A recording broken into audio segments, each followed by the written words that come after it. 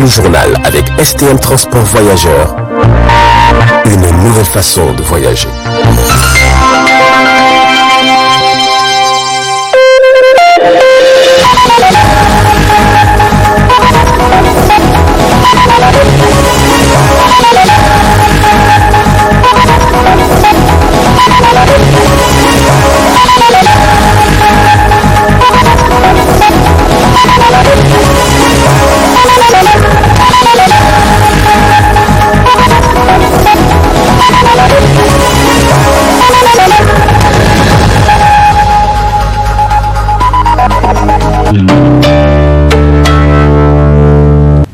Bonsoir à tous et bienvenue à ce journal du soir.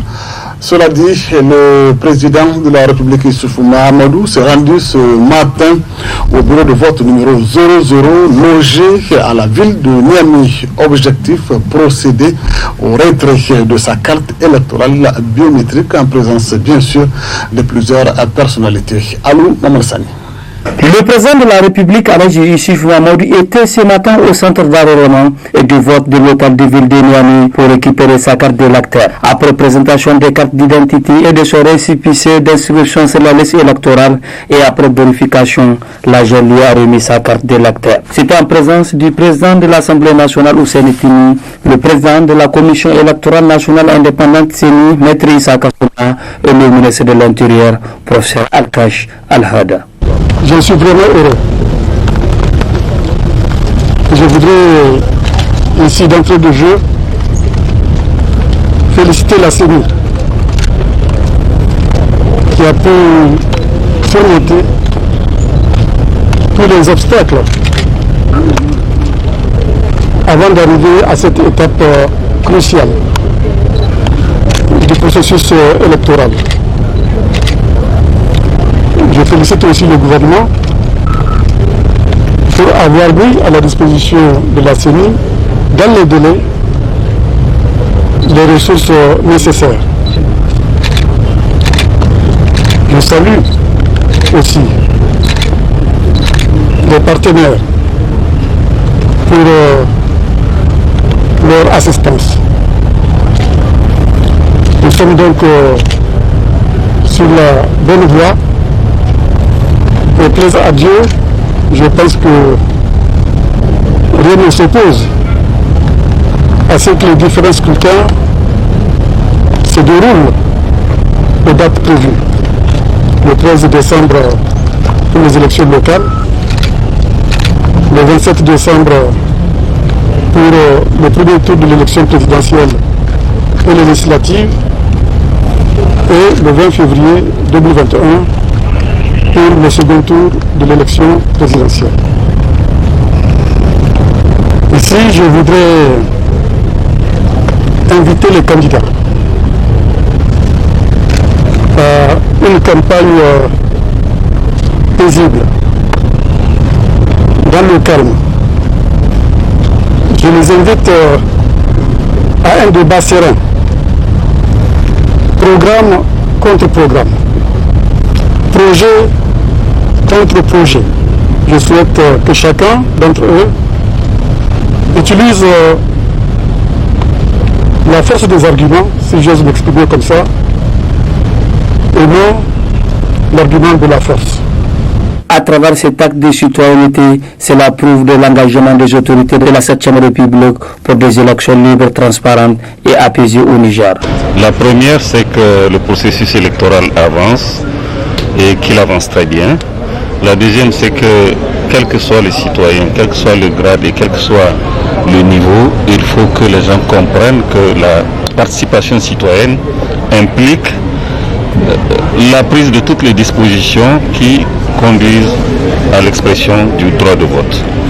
Le président de la République, vous l'avez vu, a retiré comme tous les citoyens sa carte.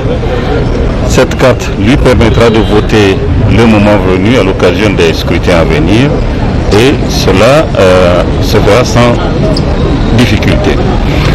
L'autre chose, c'est que cette distribution des cartes est une étape charnière, très délicate. Il faudrait que les citoyens comprennent que s'inscrire est un acte citoyen, retirer sa carte est un acte citoyen et que les citoyens par définition donnent le bon exemple. Et le bon exemple, c'est respecter les lois, c'est respecter les disciplines qui font la force des peuples et des armées.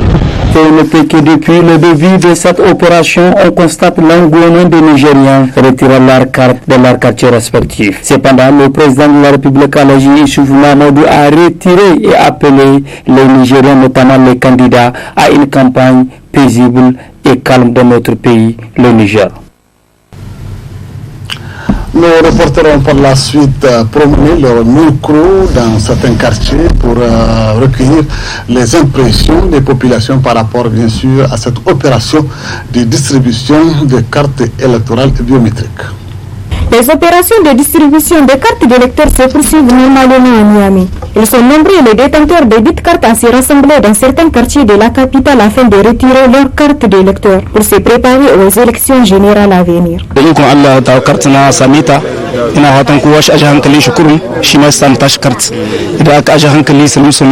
kowa zai samu tashi ba wani matsatsi insha Allah. Kiran da aka gare ni sai dai a dan ƙara tsari kaɗan ko da a sami mutane su zanyi layi ne haka a hankali su na gaba za su ɗauki wani mataki wanda za a samu kowa ya samu tashi. Mu abinda muka fata dai ubangiji Allah sa wanga zaɓe a yi shi lahiya. Ƙasar ga ta mata in ta yi kyau muna in kuma ta lalace muna ce nan mu adda ubangiji Allah ka mana zaman lahiya. Dan ka ga yanzu in ba zaman lahiya ba ku zaka wani da ku mini magana mu muku magana.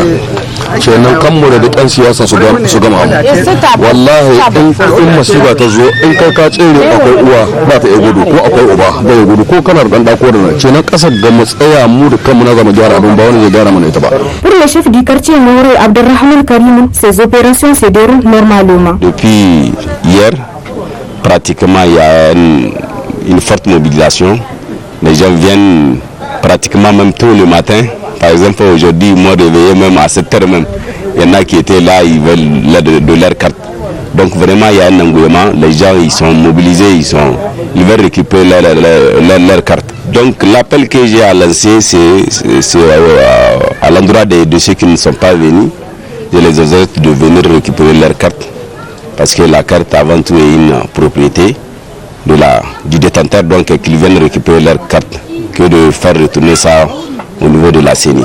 Donc voilà l'appel que j'ai à lancer à leur endroit. Depuis le début de la semaine que l'opération de préparation de distribution des cartes d'électeurs est commencée sur toute l'étendue du territoire national à travers des comités mis en place par les chefs du quartier et composés de toutes les parties prenantes. Cependant, la Commission électorale nationale indépendante CENI se prépare activement pour des élections libres, transparentes et inclusives au Niger. Autre aspect de l'actualité, demain, 20 novembre 2020, sera célébrée la journée internationale des droits de l'enfant, notamment la CEDE, la Convention relative aux droits des enfants. En prélude donc à cette célébration, la magistrate de formation, Godje Maimouna Gazibou, nous a contextualisé cette journée historique des enfants. Suivons là dans ce texte de Alia Sami. La CEDE, ce qu'elle a apporté de particulièrement bénéfique pour les enfants nigériens, c'est dans la gestion des cas d'adoption, c'est dans la gestion de garde d'enfants. De tout le temps, avant la CEDE et avant la loi sur l'ordonnance sur les mineurs, quand en cas de séparation d'un couple, la justice ne se préoccupe pas du bien-être de l'enfant. La coutume dit qu'avant 7 ans, l'enfant reste avec la mère. Après 7 ans, l'enfant va systématiquement au père. On a assisté à tellement de violations où des hommes irresponsables ont récupéré des enfants qu'ils n'étaient pas en mesure de prendre en charge. Avec la CEDE, à ratifier la CEDE, le juge nigérien a été contraint d'abandonner l'ancienne pratique pour se conformer au texte. C'est à partir de la CEDE qu'on dit que toute décision, qu'un enfant commette une infraction, qu'un enfant soit victime d'une infraction, que ce soit une garde d'enfant, que ce soit un mariage forcé, il faut d'abord, le juge doit d'abord se pencher et analyser l'intérêt supérieur de l'enfant avant de lui appliquer une décision ou bien avant de prendre une décision qui a un impact sur la vie de l'enfant. Je pense que s'il y a quelque chose à saluer dans la ratification de la Convention, c'est surtout pour la garde des enfants. Aujourd'hui, c'est une enquête sociale qui est diligentée et une mère peut se retrouver avec la garde de ses enfants de plus de 10 ans, de plus de 14 ans.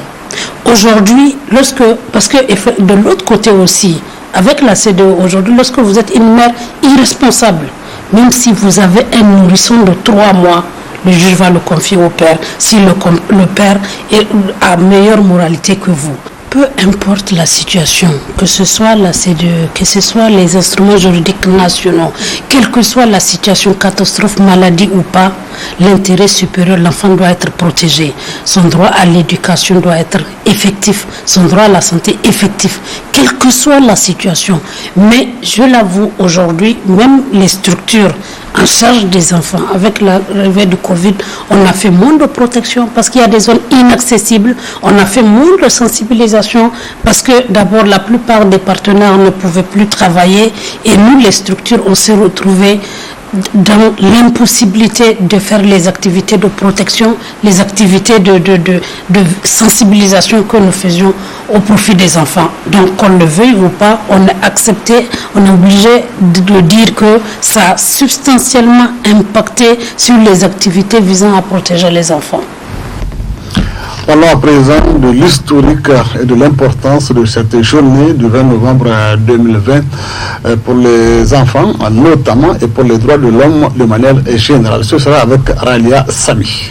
Il y a exactement 31 ans que les dirigeants du monde entier ont pris des engagements historiques envers les enfants du monde en adoptant la Convention relative aux droits des enfants CEDE, qui a fait office dans un premier temps d'accord international, puis par la suite devenu traité relatif aux droits de l'homme le plus largement ratifié de l'histoire. La CEDE a largement contribué à transformer la vie de plusieurs enfants dans le monde entier. La Convention relative aux droits des enfants introduit le concept d'intérêt supérieur de l'enfant, principe consacrant le passage de l'enfant objet de droit à sujet de droit. La CEDE constitue l'aboutissement d'un long processus engagé en 1923 par l'Union internationale de secours aux enfants, adopté ensuite par la Société des Nations et ratifié en 1989 par les Nations Unies. Les principes directeurs de la CEDE sont la non-discrimination, l'intérêt supérieur de l'enfant, le droit à la survie et au développement, l'opinion de l'enfant, le droit à l'éducation et bien d'autres. Parmi les défis majeurs de la Convention relative aux droits des enfants figure une problématique, n'est-ce pas, celle de la scolarisation de la jeune fille. Un droit inaliénable, n'est-ce pas, pour cette dernière. Suivons ce reportage de notre stagiaire Aïssata. La non-scolarisation des jeunes filles prive le monde d'une énorme ressource humaine. Instruites, les femmes pouvaient contribuer fortement au bien-être du monde, à la promotion de l'éducation, et cela fortifierait la démocratie pour une société stable et juste. Malgré l'effort du gouvernement et de ses partenaires, la scolarisation de la jeune fille reste toujours une préoccupation au Niger. C'est vraiment de sensibiliser la population sur l'importance de la scolarisation des filles et les conséquences du mariage des enfants. Et malgré que les filles même ont un certain niveau d'études, malgré même qu'elles ont elles aussi envie vraiment d'étudier et de devenir quelque chose dans la société. Donc, l'appel que moi je vais lancer en tant que structure de la société, c'est vraiment d'attirer l'attention des parents. Attirer l'attention des parents sur les différentes vraiment conséquences qui sont liées au mariage des jeunes filles. Parce qu'aujourd'hui, ça ne sert à rien d'élever la jeune fille qui est déjà à un certain niveau de scolarité pour lui donner un mariage. Parce que ça couvre beaucoup de conséquences et c'est quelque chose qui retombe sur les parents. La jeune fille a aujourd'hui des droits et il faut reconnaître. Et elle a aussi ce droit-là d'être maintenue et d'être encouragée par ses parents, parce que les parents sont les premiers responsables de la réussite des enfants. Éduquer une femme, c'est éduquer toute une nation, car aujourd'hui, tout indique que le développement est impensable sans les femmes. Leur éducation est donc impérative, mais il faut noter que le choix du genre doit être banni en matière de scolarisation, car tous les enfants ont droit à l'éducation. Restons sur le même sujet, c'est-à-dire relative à cette célébration de la Convention relative aux droits des enfants pour parler du bien-être et de l'épanouissement, bien sûr, des enfants. En effet, pour un bien-être élargi, conditionnant l'épanouissement de l'enfance, le divertissement et le loisir sont impératifs. Nos reporters sont allés constater des visites et l'environnement des enfants à l'école. Situé entre la naissance et l'adolescence, l'enfance est une période d'innocence qui est déterminante dans le développement de la personnalité. Une enfance heureuse et épanouie, empreinte d'affection et gage d'un développement cognitif harmonieux. Pour une enfance réussie, l'apport de plusieurs services publics est nécessaire. Afin de répondre aux enjeux qu'exigent les droits des plus petits, il y a l'éducation notamment, une éducation qui se veut stratégique pour les petits-enfants car basée essentiellement sur les divertissements et loisirs instructifs. Il y a des parents qui ne veulent pas donner leurs enfants aux nourrices qui restent à la maison. Ils préfèrent nous amener ces enfants dans les écoles et nous les accueillons. Nous sommes en quelque sorte un relais entre les parents et les enfants. On leur apprend le minimum de la morale, de la discipline. C'est ce qu'on leur apprend. Les jeux, ça fait partie de leur vie. Un enfant qui ne joue pas, qui est toujours comment il s'appelle, ne fais pas ça, ne fais pas ça, il ne peut pas s'épanouir comme on veut. Si tu laisses l'enfant, il peut faire tout ce qu'il veut, mais en le surveillant. Si tu vois que ce jeu est dangereux, tu l'empêches. Tu dis, attention, tu l'appelles, tu ne le grondes pas, mais tu lui fais comprendre qu'en faisant ce jeu, il peut se blesser. Mais un enfant laissé à lui-même à la maison, avec les boys ou bien avec les bonnes, c'est pas la même chose qu'un enfant qui vient à l'école. Hein? Vous laissez un enfant, un de vos gosses à la maison, qui ne viendra pas à l'école, et l'autre qui vient. Vous allez voir que celui qui vient à l'école, il s'épanouit plus que celui qui ne vient pas. Aux côtés de ces enfants, dans l'éducation classique existe aussi une enfance particulière, notamment la déficience intellectuelle ayant tout aussi besoin. Vous pourrez suivre demain, Inch'Allah, l'entretien que nous a accordé à travers, bien sûr, les enfants, la représentante de l'UNICEF au Niger. Ce sera demain, bien sûr, dans le journal de 20h15, toujours à l'occasion de la célébration de la CDE 2020. Cela dit, aux États-Unis, l'heure, bien sûr, est à la célébration de la semaine de l'éducation, une semaine dédiée aux étudiants étrangers. Alou Sani a recueilli pour la RTVT les impressions du directeur de diplomatie et publique. Un extrait. La Semaine internationale de l'éducation cette année correspond à la période du 16 au 22 novembre. C'est l'occasion de célébrer les avantages de l'éducation et des échanges internationaux dans le monde entier. Cette initiative conjointe du département d'État des États-Unis et du département de l'éducation des États-Unis sont inscrits dans le cadre de nos efforts pour promouvoir des programmes qui préparent les Américains à un environnement mondial et attirent des futurs dirigeants étrangers pour étudier, apprendre et échanger des expériences.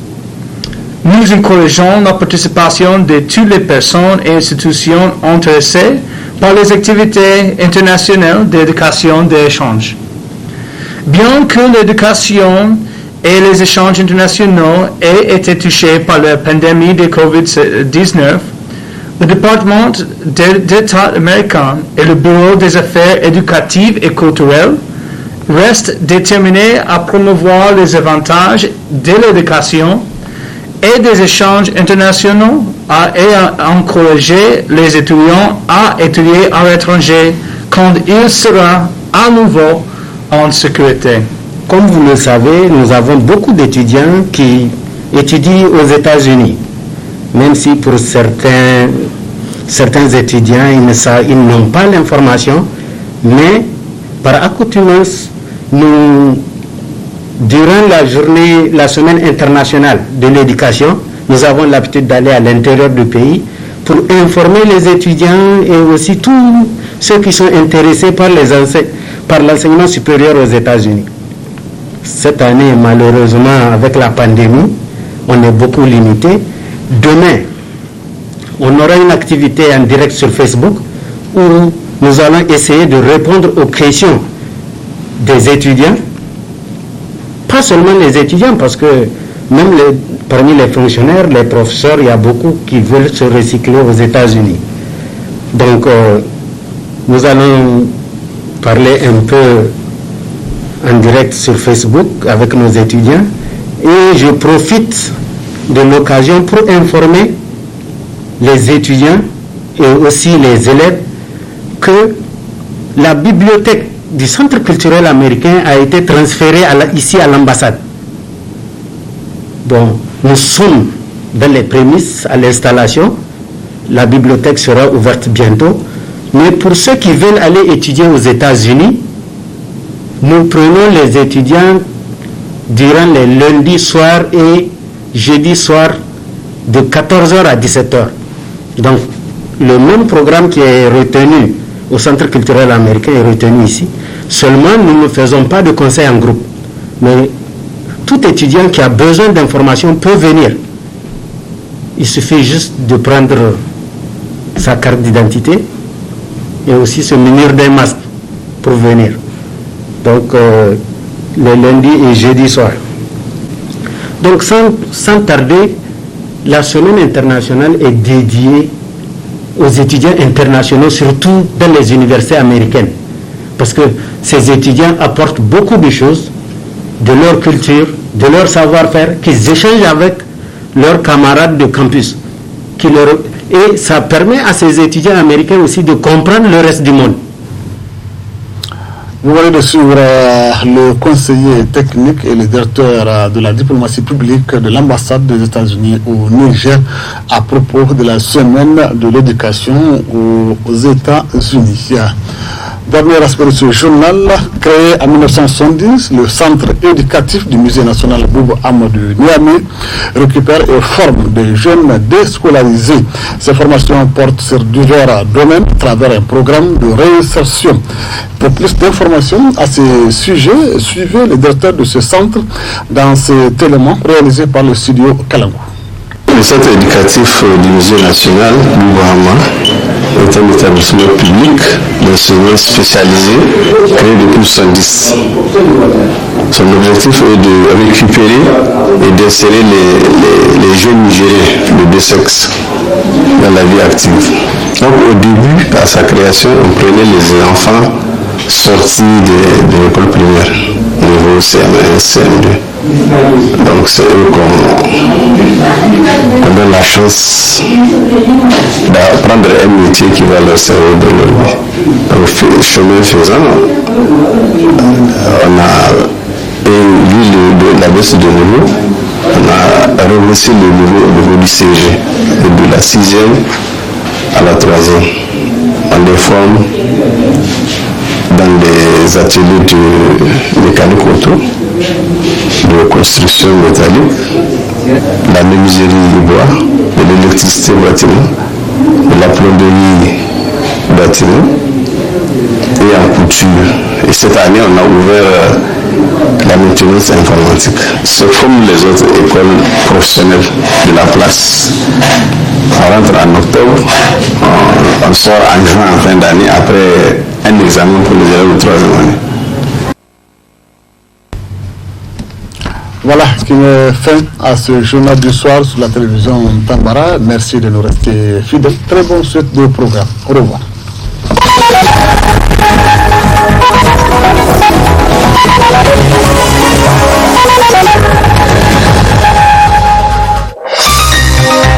Ce journal vous a été présenté par STM Transport Voyageurs.